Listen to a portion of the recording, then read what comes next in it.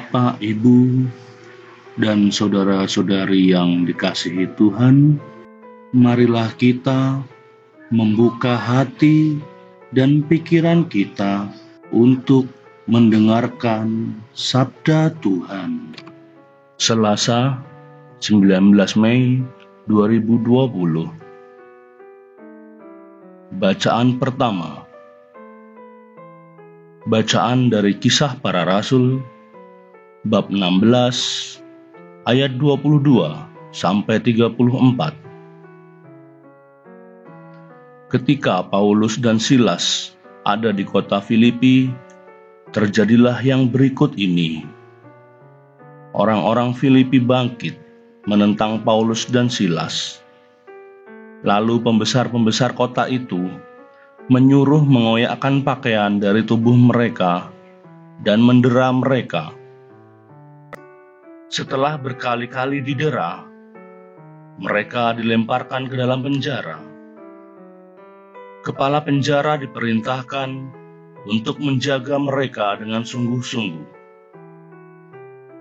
Sesuai dengan perintah itu, kepala penjara memasukkan mereka ke ruang penjara yang paling tengah dan membelenggu kaki mereka dalam pasungan yang kuat.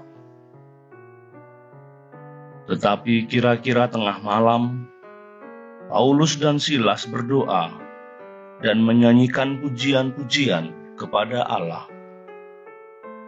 Dan orang-orang hukuman lain mendengarkan mereka, dan terjadilah gempa bumi yang hebat, sehingga sendi-sendi penjara itu goyah.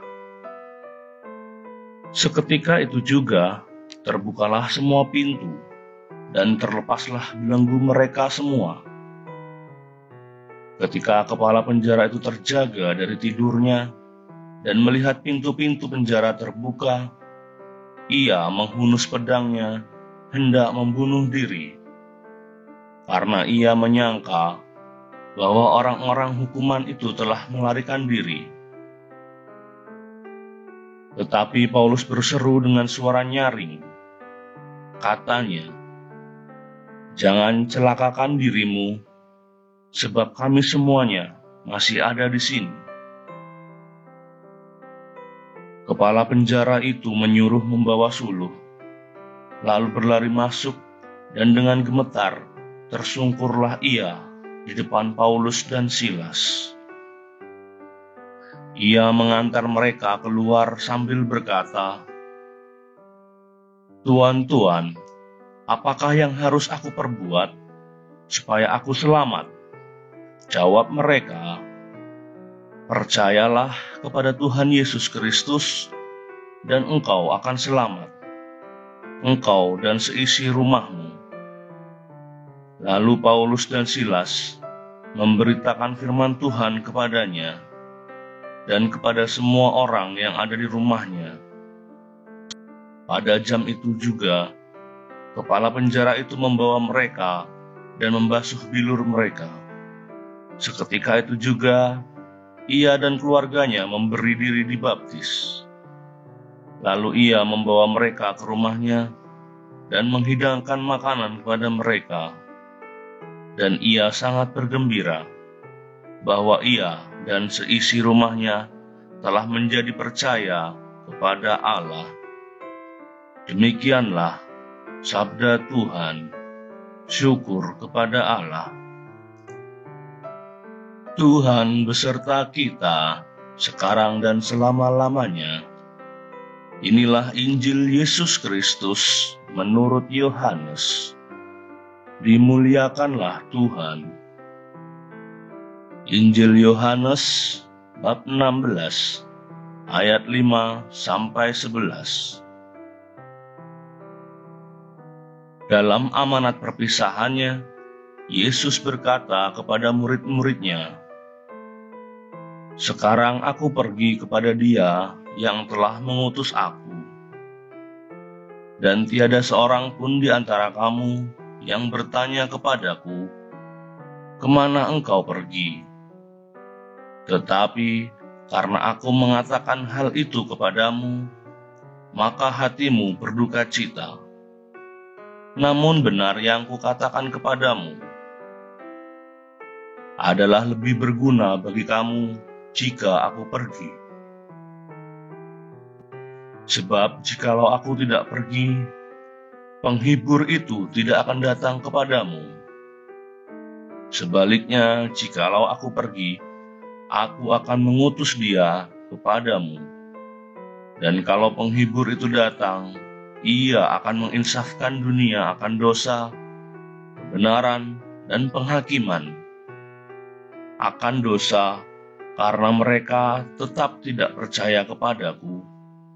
Akan kebenaran, karena aku pergi kepada Bapa, dan kamu tidak melihat aku lagi.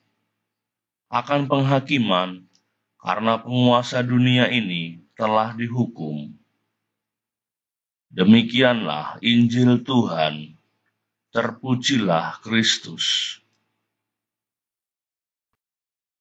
Renungan Harian Katolik, Selasa 19 Mei 2020. Bapak, Ibu, dan saudara-saudari yang dikasihi Tuhan, dalam Injil hari ini, Yesus menjelaskan peran serta Roh Kudus kepada para murid dan kepada kita semua.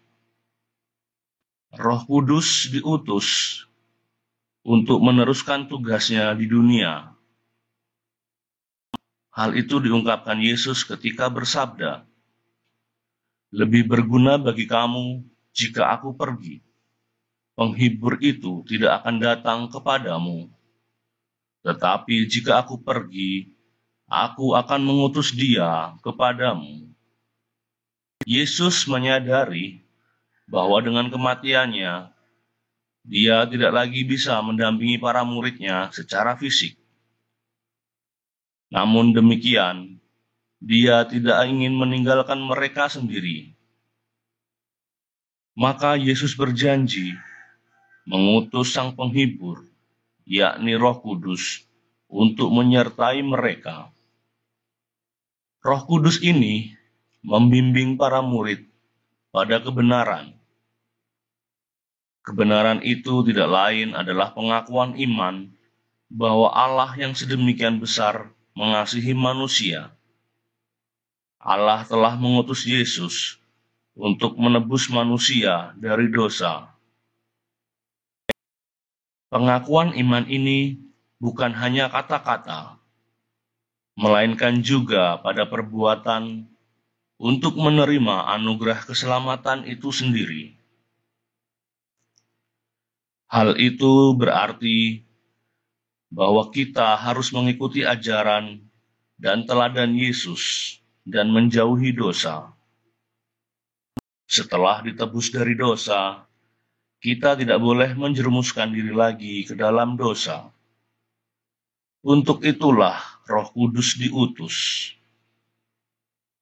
Dia mengingatkan kita akan dosa dan penghakiman. Dengan demikian, Yesus dan Roh Kudus sebetulnya satu dalam hakikat. Tidak ada pertentangan di antara keduanya.